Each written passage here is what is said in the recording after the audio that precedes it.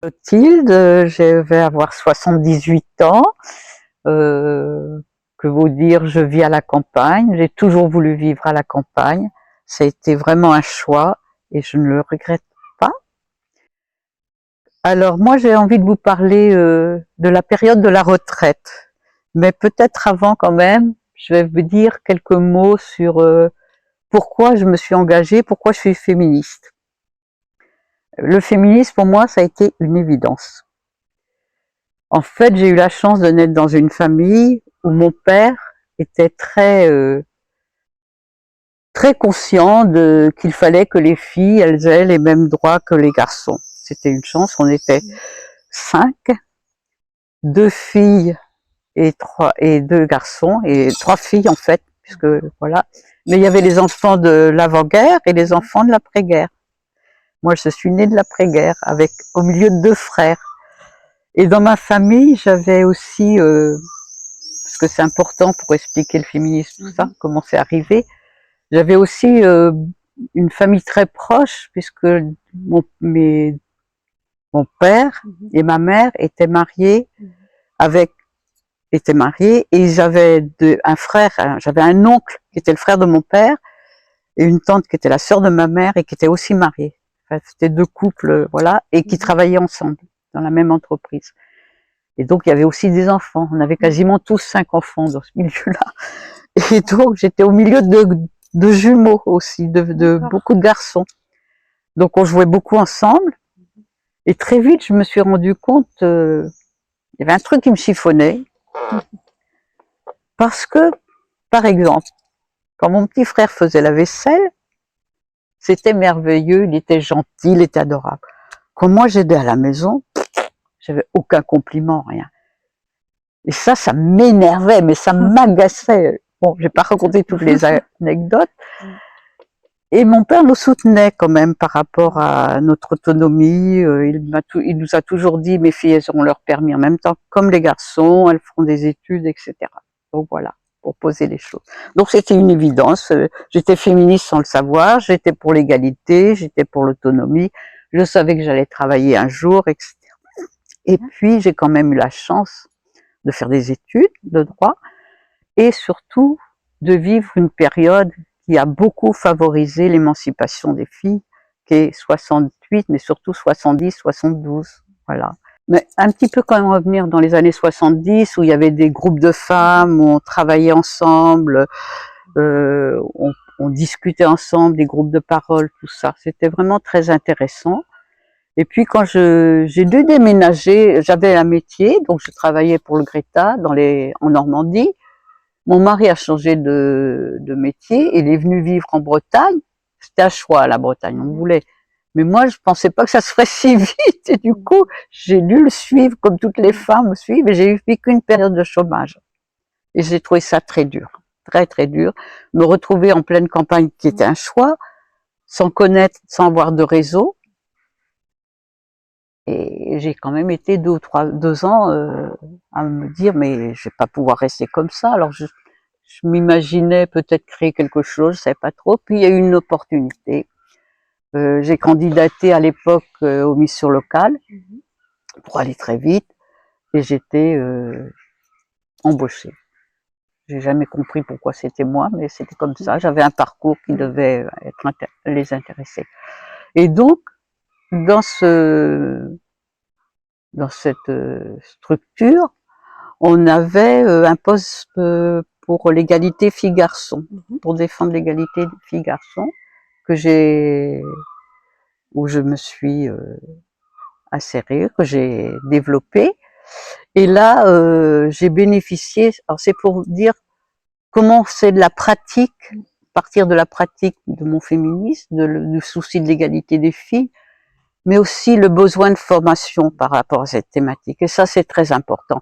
Les gens, ils pensent souvent, les personnes pensent, bah, l'égalité, ça va de soi, c'est comme ça. Non, ça se construit, c'est toute une réflexion et ça s'invente pas, ça c'est...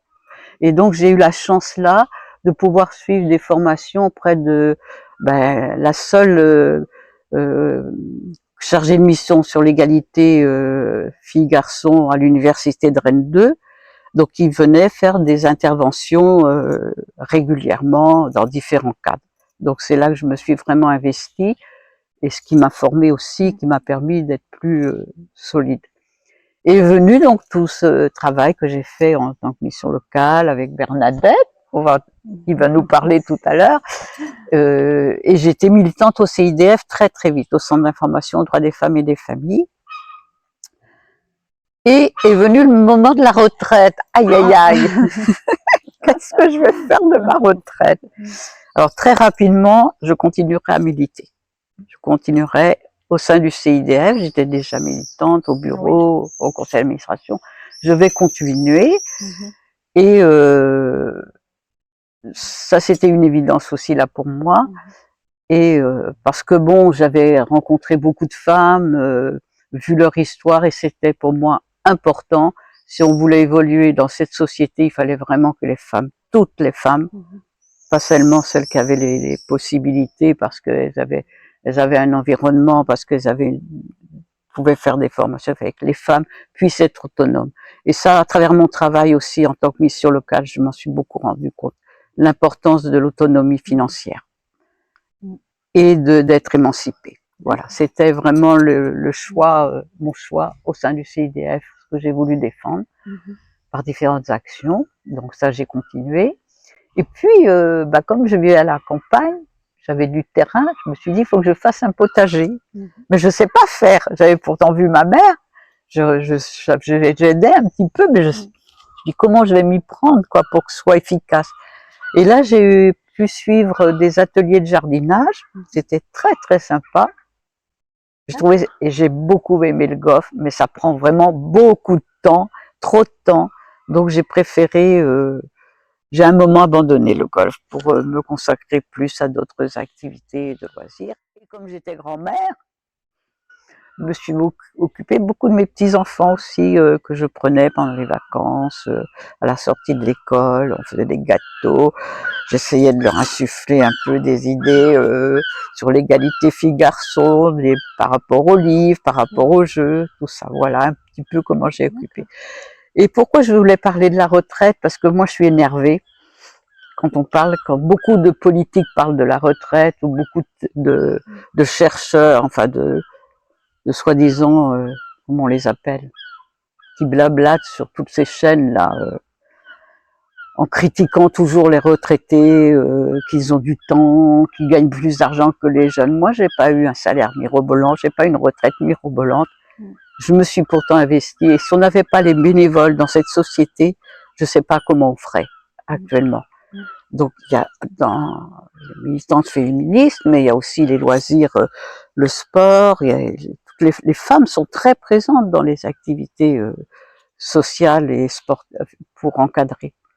Et donc et puis ça a un coût, le bénévolat. Moi, je fais beaucoup de déplacements, je suis pas remboursée, j'ai pas toujours été remboursée. Il faut utiliser son téléphone, il faut utiliser son matériel, photocopieur, ordinateur, etc. Et ça, les gens ne s'en rendent pas compte. Et je dis que le bénévolat, il est quand même réservé à des gens qui ont des moyens, quand ils veulent vraiment occuper une fonction. Donc, moi, je trouve que ma retraite, je l'ai méritée, que j'ai cotisé, qu'on arrête de dire que, voilà, et que on peut faire de sa retraite quelque chose d'utile pour la société. Et voilà, je ne conçois pas de vivre que pour moi-même. J'ai besoin de vivre avec les autres. J'ai besoin du collectif aussi. Pour ça, c'est peut-être pas tout le monde, mais moi, j'aime bien j'aime bien. Je trouve que le collectif, ça enrichit, ça apporte d'autres ouvertures, ça te fait réfléchir, ça permet de dire ah bah oui, mais tiens, j'avais pas vu ça comme ça.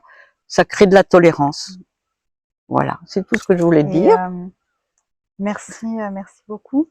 Et c'est vrai que pendant votre temps de retraite, hein, vous êtes toujours très engagé dans le féminisme. Oui. C'est un peu comme une mission de vie. Un peu. Lorsque je vous écoute, c'est quelque chose qui, je pense, perdurera en fait, tant que vous pouvez donner toute votre énergie. Et c'est très très beau. C'est un très très beau témoignage. Merci beaucoup. Puis on s'adapte aussi en fonction de l'âge. Bon, je fais plus exactement en bénévolat les mêmes choses. Bon, j'ai été président du CIDF pendant 8 ans. Maintenant, je suis toujours au bureau, mais avec beaucoup de recul. Je m'implique plus au niveau de la maison des femmes, dans la bibliothèque. Vraiment, c'est très précis. Oui. C'est Oui. aussi, bon, je vieillis, j'habite loin, Oui. faut venir, donc Oui. voilà, c'est Oui. des choix. J'ai toujours beaucoup de plaisir, ah oui, ça, je veux le dire aussi, à rencontrer des groupes de femmes qui sont accueillies au sein du centre du CIDF. J'ai beaucoup de plaisir. Je trouve qu'elles m'apportent et bah, que les vois évoluer aussi. Et voilà. C'est très beau. Et si avec vous beaucoup de aviez... modestie. Ouais. Parce que je trouve qu'on est aujourd'hui dans un monde, enfin moi c'est mon avis, hein, où le discours est violent. Vraiment, on s'oppose. Et puis, alors je sais pas si c'est l'informatique qui a fait ça, on est binaire. Ou c'est comme ça, ou c'est noir, ou c'est blanc. Je dis non, non, c'est pas si simple que ça.